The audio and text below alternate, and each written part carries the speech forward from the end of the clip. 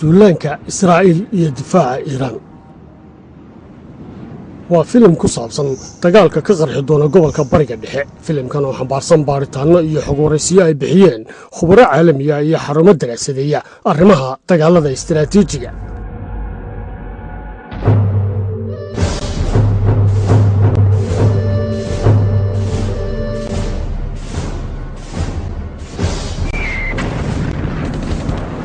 farsamada iyo qorsheynta colaaduhu waa arrin ahmiyad weyn u leh dowladaha, waana arrin la xidhiidha geerida iyo nolosha. colaadaas oo kugu hagi karto goob ammaan ah ama dhul kharaab ah oo burburay, waana mawduuc istaahila in lagu sameeyo baaritaanno iyo dabagal, mana aha mid la yaraysan karo ama indhaha laga lalin karo.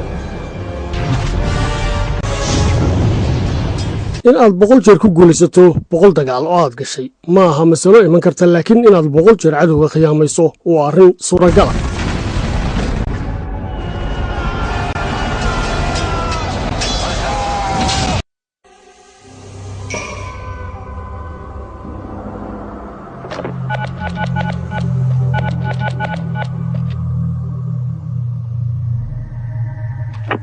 Oplan 100204. Oplan 100204.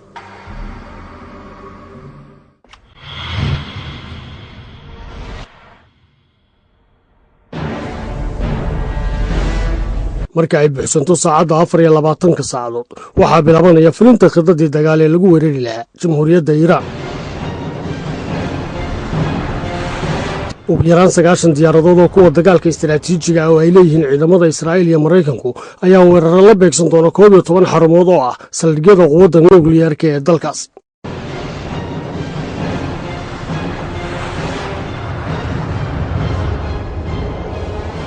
Dr. Lawrence Korab waa khabiir dhinaca amniga qaranka ee dalka Mareykanka, isagoo la taliya ka aqalka gaashaandhigga Mareykanka ee Pentagon. Maraykanku waxay haystaan awood dhinaca cirka iyo badda oo u saamixi karta inay baabi'iyaan nolosha in badan oo dadka reer Iiraan ah. Avitam Kam isna waxa uu ka tirsan yahay macadka amniga Israa'iil ee magaalada Tel Aviv. howlgal kasta oo Ameerikaanku kaga qayb qaadan karaan weeraro lagu qaado Iiraan waxa ay u badnaan doontaa dhanka ciidamada cirka, gantaalaha kruiska iyo hubka kale ee xuduudda Mareykanku ku dhisan tahay.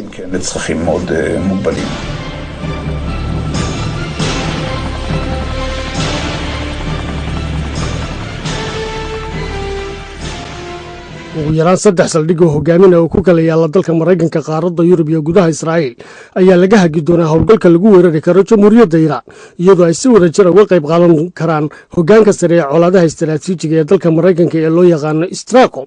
iyo hoggaaminta dhexe ee ciidamada dalka Mareykanka ee loo yaqaano CENTCOM. hoggaanka dhinaca elektaroonikada ee ciidamada Mareykanka ayaa qayb ku yeelan doona dagaal noocaas ah, iyagoo isticmaalaya raadarada iyo diyaaradaha noocoodu yahay AWACS si ay tashuush ugu furaan saanada difaaca cirka ee ciidamada Iiraan, iyagoo fayrasyo u kala diri doona barnaamijyo la shaqeeya saldhigyada quwadda nukliyeerka ee Iiraan.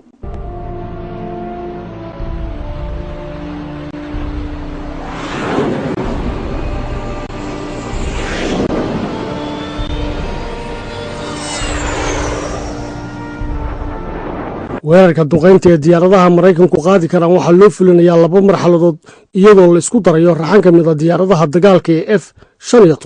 iyo F-22, kuwaasoo duulaankooda looga dan leeyahay inay mashquuliyo ciidamada difaaca ee dalka Iiraan kadibna la qaado weerarka labaad. waa kan mar kale khabiirka Ameerikaanka ee Dr. Lawrence Korab. waxaa dhici karta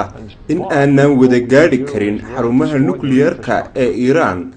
laakiin midda suurtagalka ahi waa inaan duminno oo baabi'inno kaabayaasha muhiimka u ah. Mr. Alan bin David waxa uu ka howlgalaa telefishinka tobnaad ee dalka Israa'iil. Ameerikaanku waxay hawsha ku qaban karaan muddo 2 maalmood ah, waxaana loo baahanayaa oo keliya hal markab oo kuwa diyaaradaha xambaara ah si loo duqeeyo Iiraan.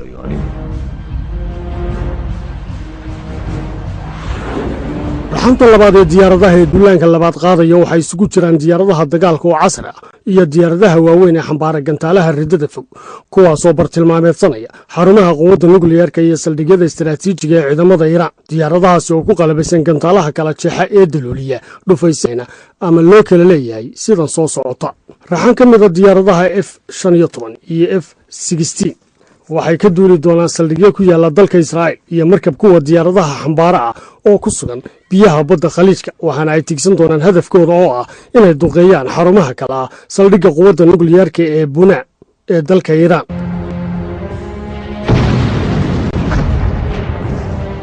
xarunta ay ku rakaban yihiin agabka lagu baaro macdanta uraniumka ee magaalada Asfahan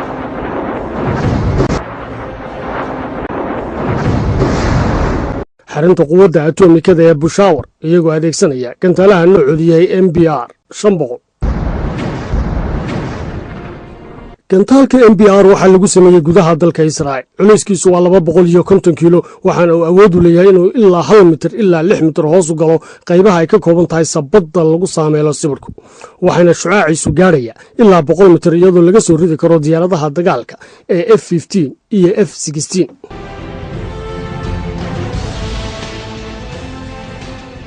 Mr. Samix Seif waxa uu taliyo hore uga tirsanaan jiray hogaamiyaha sirdoonka militariga ee waddanka Masar أمريكا الآن لها سياسة واضحة maraykanku sannadahan dambe waxa ay leeyihiin qorshayaal iyo xeelado militari oo ay ku howlgasho waxa ugu horeeya isticmaalka gantaalaha riddada fog oo laga soo rido diyaarado ama maraakiibta quusta kuwaas oo lala eegan karo bartilmaameedyada ay doonayso sida madaarada saldhigyada difaaca cirka goobaha hogaaminta ciidamada iyo meelaha kale ee ay ku yaalaan saldhigyada waaweyn ee ciidamadu قواعد الدفاع الجوي صواريخ الدفاع الجوي المضادة للطائرات أيضا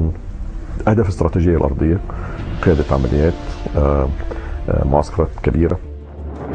raxanta labaad ee diyaaradaha ee duulaanka labaad ka qayb qaadanaya waxa ay ka kala kacayaan markab kuwa diyaaradaha qaada oo dul heehaabaya biyaha badda Carbeed iyo saldhigyo taabacsan ciidamada shanaad ee maraakiibta dagaalka ee dalka Mareykanka waxaana ay bartilmaameedsanayaan goobo ay ka mid yihiin xarumaha baarista nukliyeerka ee magaalada Teheraan saldhigga ciidamada Iiraan ku leeyihiin deegaanka Barjin oo soo saara agabka militari ee maxalliga ah gaar ahaan waxyaabaha qarxa iyo meelaha laga soo saaro uraniumka oo kala zagaan iyo gashiin iyadoo la adeegsanayo qumbaladaha noocoodu yahay GBU 8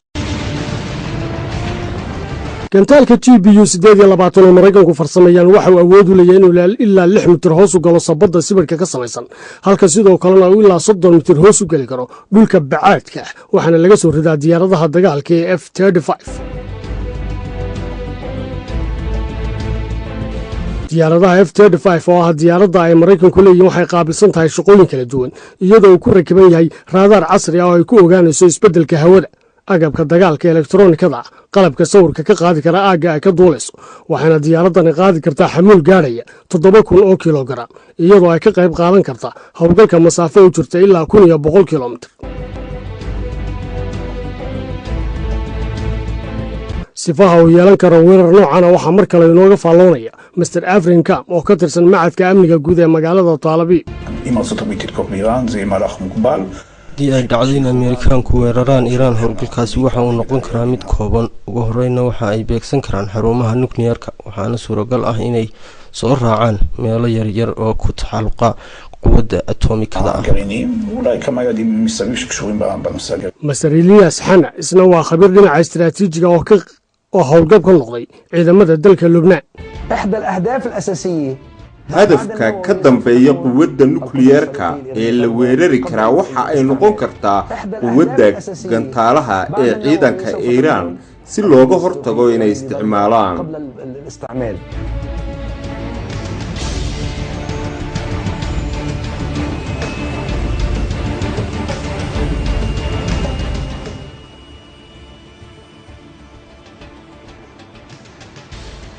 raxanta saddexaad ee duulaanka ka qayb qaadan doonta waxay isugu jiri doonaan diyaaradaha culculus ee xambaara gantaalaha ee B2 iyo B52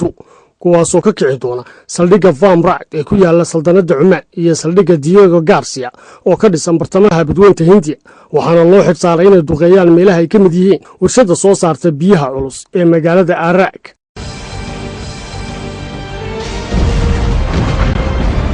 xarunta lagu bacrimiyo macdanta uraniumka ee ku yaala meel 80 mitir dhulka hoostiisa oo ku dhow deegaanka buuraleyda ee Fordo ee magaalada Qom iyo xarunta kale ee Natanz oo lagu keydiyo macdanta uraniumka oo ku taala meel dhulka hoostiisa ilaa 25 mitir dhammaan goobaha Iiraaniyiintu amnigooda adkeeyeen ee dhulka hoostiisa waxaa lagu duqeyn doonaa gantaalaha noocoodu yahay MOB 58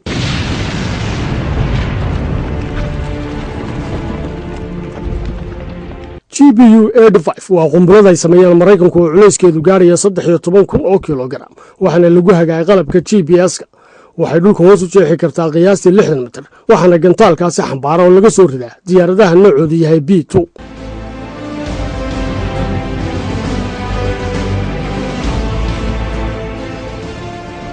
diyaaradda B2 lafteedu waa diyaaradaha culus ee dagaalada istiraatiijiga waxayna qaadi kartaa xaddi badan oo saanada caadiga ah iyo tan nukliyeerka oo gaaraya ilaa 18,000 oo tan halka sidoo kalena ay duulimaad xidhiidh ah hawada ku jiri karto masaafo 9,600 oo kilomitir iyadoo aan wax shidaal ah lagu kordhin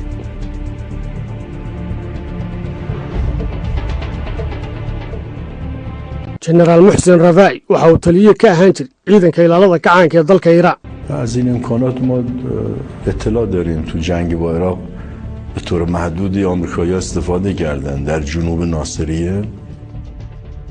یه سری از این بمب‌ها رو آمریکایی‌ها به کار گرفتن آمریکایی‌ها در جنوب ناصریه از این ابزار استفاده کردن و ابزار مهمی نیست برخلاف اون که تبلیغ میکنن ازش قابل دفاع است diyaaradaha dagaalka Israa'iil noocoodu yahay ETA waxay ka qayb noqon doonaan hawlgalka iyagoo hubin doona in weerarkii la qaaday uu gaaray bartilmaameedyadii lala beegsan xilli ay sidoo kalena gantaalaha ay xambaarsan yihiin lala beegsanaya baytariyada iyo xarumaha ilaalada ee goobaha la weeraray diyaaradda ETA ee ay ku qalabaysan yihiin ciidamada cirka Israa'iil waa diyaarad duulimaad ku jiri karta masaafo dhan 7,500 kilomitir iyadoo hawada dhex mushaaxi karta ilaa 36 saacadood oo xidhiidh xawaare gaaraya 300 kilomitir halkii saacada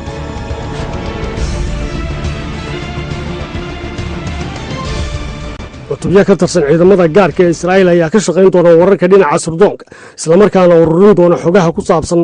meelaha ka tirsan dhulweynaha Iiraan ee lala beegsanayo weerarka dhanka cirka cutubyadan waxay ka tirsan yihiin ciidamada gaarka ee Israa'iil oo laga heli karo safafka ciidamada cirka iyo kuwa badda waajibaadka ay u xilsaaran yihiin waa inay hawlgal ka fuliyaan dalka dibadiisa iyagoo ururinaya macluumaad ku saabsan quwadda nukliyeerka ee dalka Iiraan weeraro hordhacna ka qaadaya fadhiisamada ururka Xisbullah ee reer Lubnaan iyo kooxaha reer Falastiin ciidanka difaaca cirka ee dalka Iiraan waxa uu xilligaa fulinayaa khidadii uu kaga hortagi lahaa weerarka lagu soo qaaday isagoo isticmaalaya diyaaradaha dagaalka saanada raadarada gantaalaha difaaca cirka ee diyaaradaha ka hortaga iyo saanada kale ee ah gantaalka dhulka laga rido ee cirka wax ka dila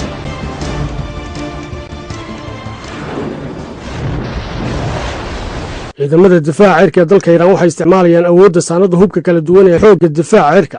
iyo taatikadooda dagaalka ee u gaarka iyagoo u kala horeysiinaya sidan soo socota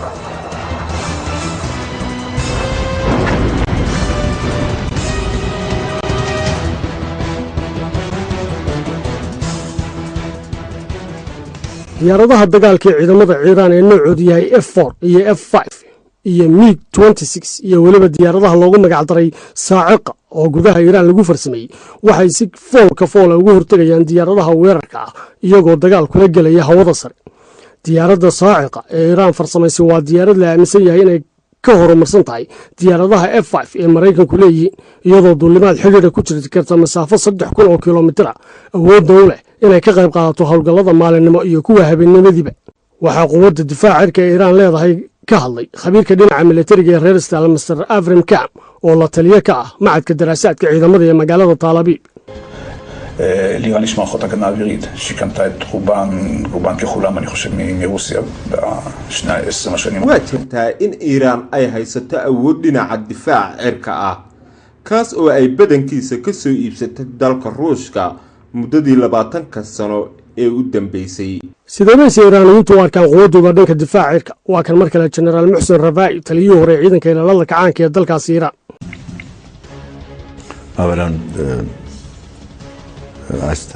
dhankayaga waxaa la sameeyey horumar ballaadhan oo dhinaca difaaca cirka ah iyo sidoo kale difaaca gantaalaha. waxaanu haysanaa saanad iyo agab badankiisu nooga yimid dalalka bariga. waxaanu horumarinay hubkii reer galbeedka ee xilligii boqorkii shaah. waxaa kale oo jirta in annaga laftayadu daah qaadnay farsamooyin cusub muddadii 30 sano ahayd ee kacaanka islaamiga ahay jiray.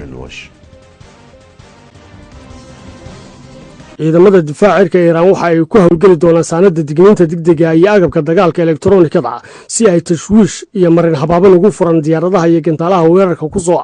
iyagoo isku dayaya inay qarxiyaan oo soo ridaan ama jiha kale isu dhaafiyaan dhibaatadiisa. raadaarka noociisu yahay Autobus oo ay iiraan leedahay waxa uu hal mar wada kantarooli karaa ilaa 60 jiho ama goobood isagoo wax ka ogaan kara masaafo dhan 150 kilomitir marka uu saaran yahay xagasha 360 digrii isagoo ku qalabaysan saanada tashuushka ku furta marinada hawada. sidoo kale ciidamada difaaca cirka iiraan waxay samada sare ku xidhayaan gantaalaha difaaca cirka ee ridada dhexe iyo kumanaan ka mid ah gantaalaha qaraxyada ka sameeya hawada kuwaasoo lala beegsanayo oo lagaga hortegayo diyaaradaha iyo gantaalaha soo muquuraya hawada ee ku soo wajahan dhanka dalka iiraan. gantaalka misbaax wan iyo saqiir oo adeegsanaya xogaha raadarada ayaa hadaf kasta tigsan doona. gantaalka misbaax wan oo noqon doonto markiisii ugu horreysay la isticmaalo waxaa ku rakiban madfac dhuuntiisu tahay 23 mm isagoo xagga sare kor u gaari kara masaafo 12 kilomitir waxaana awood u leeyahay inuu tuuro oo rido 4000 oo xabadood halkii daqiiqaba isagoo ka hortagi kara duulimaadada diyaaradaha dagaalka helikobtarada iyo xitaa sawaariikhda qaar. haddaba waa maxay dareenka Mareykanka iyo xulafadiisu ka qabaan quwadda difaaca cirka ee dalka Iiraan? waa kan Mr. Makiev oo taliye ku xigeen ka ahaan jiray taliska dhexe ee ciidamada dalka Mareykanka. sida aan ognahay iiraaniyiintu waxay haystaan quwad dhanka difaaca cirka ah taas oo waajib ay ku tahay duuliyayaashayadu inay xog ka haystaan.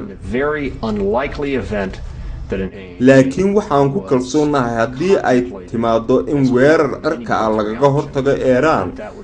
in ay nagu iman doonto warwar ballaadhan. inkastoo aan qabo in aanay naga hor joogsan karin in aanu gaadhno hadafkayaga.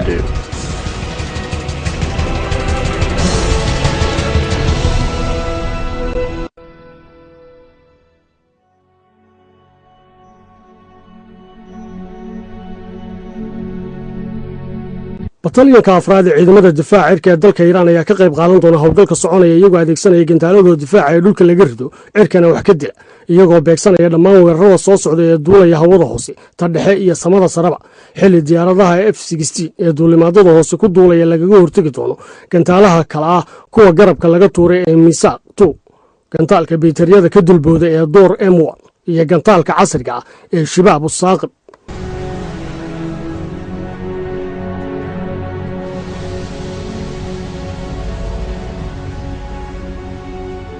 gantaalka Shihaab Saaqib waa mid ka mid ah gantaalka dhulka laga rido ee cirka wax ka toogta waxaana uu ilaashadaa diyaaradaha duulimaadka hoose ku soconaya waana gantaalkii FM-90 ee Shiinaha oo ay Iiraan sii horumarisay waxaana shiishkiisu hadafkiisu gaari kara qiyaastan 99% isagoo gaari kara ilaa 12 kilomitir.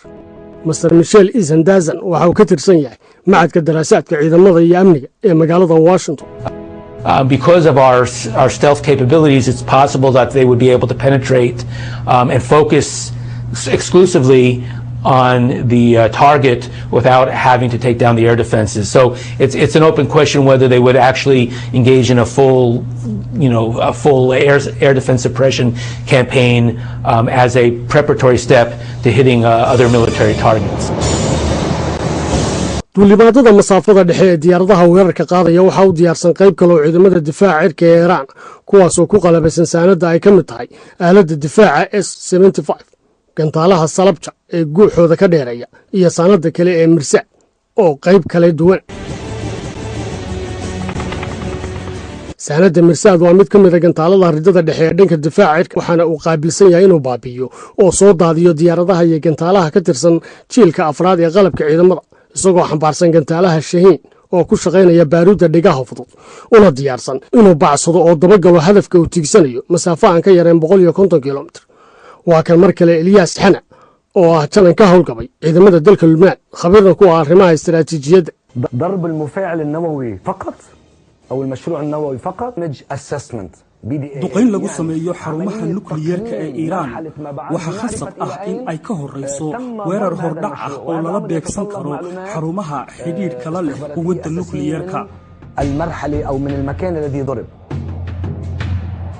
diyaaradaha dagaalka dalka Mareykanka oo ka dhuumaalaysanaya quwadda difaaca cirka ee Iiraan iyo ayaa mar kale waxa ay la kulmayaan rasaasta ay soo tuurayaan gantaalaha noocu yahay Saad-2 gantaalahan oo awood u leh inay ka ugaarsadaan deegaanada aan ka hawlgelin raadaradu gantaalka Mixraab oo ay Iiraan farsamayso waxa uu ka mid yahay gantaalaha dhulka laga rido ee cirka wax ka dila isagoo gaari kara masaafo dhan 75 kilomitir kartina u leh inuu waxyeeleeyo bartilmaameedyada dhinacyada dhulka cirka iyo baddaba isagoo ogaan kara cilad kasta ama carqalad kasta oo cadawga ka soo horjeeda hordhiga karo kadibna awoodi kara inuu u leexdo dhinaca jihada uu yaallo qalabka carqaladda ku wada socdaalkiisa kadibna baabi'iyo isaga laftiisa laba saacadood oo howlgala oo duulimaadada iyo duulaamulaqaad iyo hoggaanka taliska dhexe ee wadajirka ee Israa'iil iyo Mareykanku waxay sameynayaan xog ururin ay ku muujinayaan mowqifka la taagan yahay si loo helo natiijooyinka hordhac ee ka soo baxay weerarkii koowaad ee la qaaday iyadoo la shaandhayn doono wararka ay soo ururiyeen xarumaha dayax gacmeedada diyaaradaha aan duuliyaashu wadin iyo howlgallada dhinaca sirdoonka ee ciidamada caadiga howlgallada xilligaasi la qaadi karo waxaa ka faalloonaya Afrimka oo ka tirsan macadka ciidamada ee magaalada Tel Aviv ee dalka Israa'iil מה שכן יכול לקרות זה לא פעולה אחת, אלא בעיקר עם ארצות הברית בצד. waxyaabaha laga yaabo in la qabto ma noqon doonaan howlgal keliya laakiin waxay noqon karaan howlgal xiriir ah maadaama Mareykanku ka qayb qaadanayaan waana in marka hore la qaada weerar gaadma ah kadibna la eega marxaladda timaada dhanka kalena Mr. Kenneth Bowler waxa uu ka tirsan yahay ragga ka faalooda arrimaha sirdoonka ee ciidamada dalka Mareykanka dowladda Mareykanku waxay dooran doontaa in ay gasho iska hor imaad khatar ah waxaana suuragal ah in ay aagga keento saanad militari oo xoog leh isla markaana ay weerarto bartilmaameedyo badan oo ka mid ah waddanka Iiraan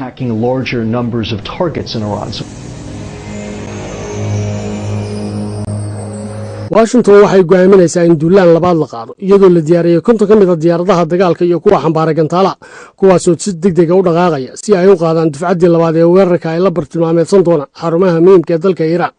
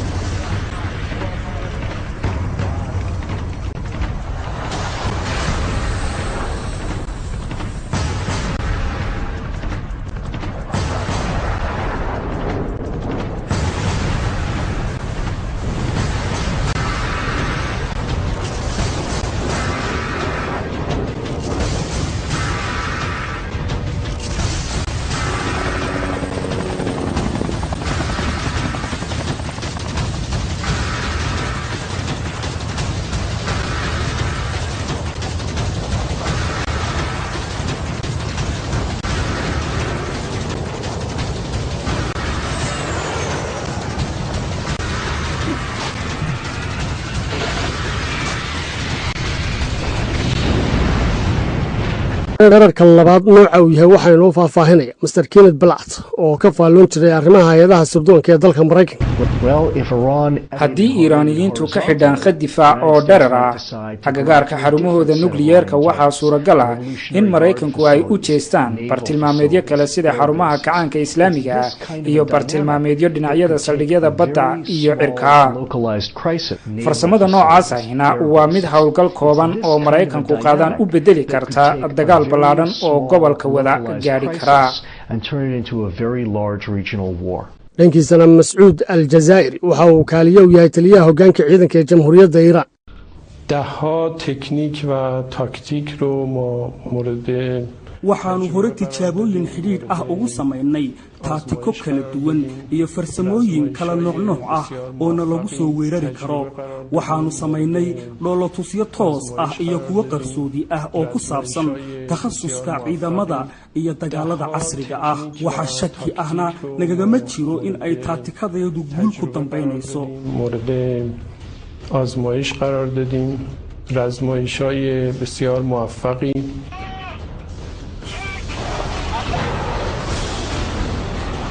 gantaalaha difaaca cirka oo ah kuwa ridada dheer waxaa loo ridayaa si ka hortaga iyadoo saanada nooceedu yahay sayaad ay ka hortegayso diyaaradaha maraykanka iyo israel ee F-15 iyo F-16 iyo weliba gantaalaha balastikada oo ay masaafo aad u sarreysa ugu tegi karto gantaalka sayaad ee difaaca cirka waa gantaalkii ruushka ee S-200 oo ay Iiraan horumarin ku sii samaysay isagoo gaari kara ilaa 300 kilomitir boqolkiiba boqolna la aaminsan yahay inuusan gafaynin hadafkiisa isagoo awood u leh inuu ka hortago gantaalaha dheereeya ee halkii ilbiriqsiba goyn kara 1300 mitir iyadoo gantaalkan reer Iiraan xambaarsan yahay gumac culayskiisu gaarayo 216 kilogram Muxsin Rafaaci waxa uu taliye hore ka ahaan jiray ciidamada ilaalada kacaanka ee Iiraan waxaanu difaacaynaa naftayada wax kasta oo suuragal noqon karana waxa aanu ku samayn doonaa baaritaan annaga oo wax walba u hornay sidii aanu u dhisi lahayn jamhuuriyad shacbigeedu difaaci karto خودمون رو فراهم کردیم که از خودمون دفاع کنه ciidamada maraykanka waxaa kadiso ku noqonaysa waxaanay maskaxdoodaba gelin taasoo ah saanad kale oo difaaca cirka ah oo Iiraan haysato waa gantaalka soo shabaha gantaalaha difaaca cirka ee S-300 oo ugu horumarsan caalamka gantaalahaas oo raadsanaya diyaaradaha iyo gantaalaha weerarka soo ah iyagoo isticmaalkooduna sabab u noqonaya in lagu dhawaaqo fashilaad ku timi weerarkii labaad ee dhanka cirka maraykanka iyo Israa'iil ku qaadeen dalka Iiraan